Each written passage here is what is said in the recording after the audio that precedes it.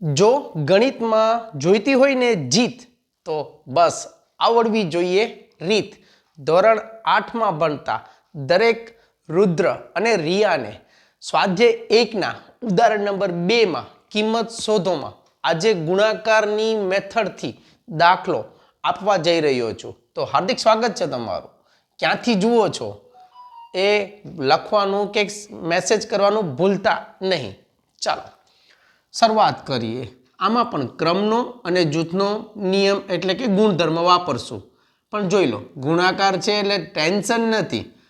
અહીંયા ઉપર નીચે ચેક કરો. અહીંયા 5 છે તો 5ના ટેબલમાં 15 આવે, કરેક્ટ? હવે અહીંયા 16 છે અને અહીંયા 4 છે તો 4ના ટેબલમાં ઘડિયાળની અંદર 16 આવે. તો ક્રમ બદલીએ તો કેવી રીતે ક્રમ બદલી શકશું? Let's start. ક્રમ બદલો. -4/5 એઝ ઇટ ઇઝ રાખો. ગુણાકારના ગુણાકાર કરો. હવે 5ના ઘડિયામાં 15 આવે કે ન આવે? યસ. અને 4ના ઘડિયામાં 16 આવે કે ન આવે? યસ. ક્રમ બદલાવી નાખ્યો ને? તો ક્રમ બદલાવી નાખ્યો તો હવે એનું જૂથ બનાવી નાખો. એટલે થઈ ગયો ક્રમનો અને જૂથનો ગુણધર્મ યુઝ. હજી ગુણાકારની નિશાની. હવે વધ્યું શું? 7. 7 દુ 14 થાય. 3 3 9 થાય. તો આને પણ એક જૂથમાં કરી દો સેટ. એટલે 3/7 ગુણ્યા -14/9. આને કરો પેક.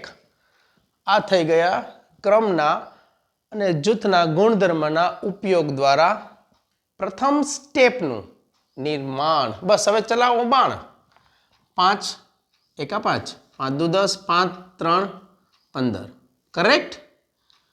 4 4 16, કરેક્ટ? જો હા હોય બસ મજા આમાં આવે. હવે અહીંયા વધ્યું કોણ? એક માઇનસ. હવે બીજું કોણ વધ્યું ઉપર? ઉપર કોણ વધ્યું? 3. નીચે કોણ વધ્યું? 4. કરો હમણાં એને પેક. ગુણાકારના ગુણાકાર. હવે અહીંયા 7 અને 14નો છેદ ઉડશે એટલે વધ્યા 2. 3 અને 3 9 એટલે અહીંયા વધ્યા 3. અહીંયા પણ માઇનસ છે એટલે ભૂલતા નહીં. -2/3. હવે જુઓ ફરીથી ગુણાકારનો સંબંધ છે તો ગુણાકારના સંબંધમાં ઉપર નીચે ચેક કરો. તો ચાલો ચેક કરીએ. આ રાજી ખુશીથી 3, આ રાજી ખુશીથી 3. અહીંયા 2 2 4 એટલે નીચે 2 વધે છે. તો નીચે જ્યારે 2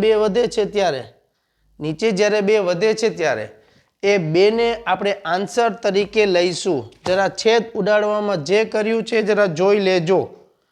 છેદ ઉડાડવાની ખાલી પ્રેક્ટિસ કરવાની છે. છેદ ઉડાડવાની ખાલી પ્રેક્ટિસ કરવામાં સમજજો. શું કર્યું?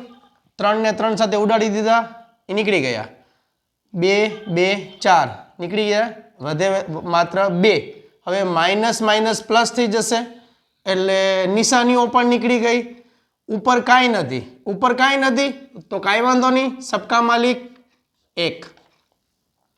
નીચે કોણ? 2. That's your answer. આમાં ધેટ્સ યોર આન્સર. જો સમજાવવાનું હોય તો કહી દેજો યસ સર, ભૂલતા નહીં.